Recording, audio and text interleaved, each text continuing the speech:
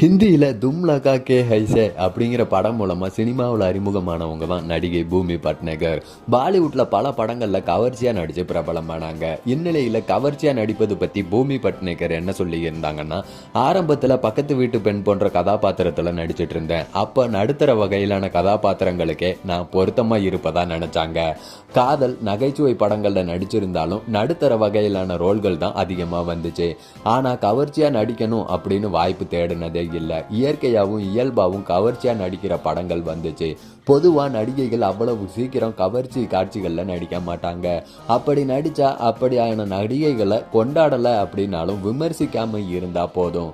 நடிகைனா இப்படிலாம் நடிச்சுதான் ஆகணும் அப்படின்ட்டுலாம் பேசுறது வேதனையா இருக்கு.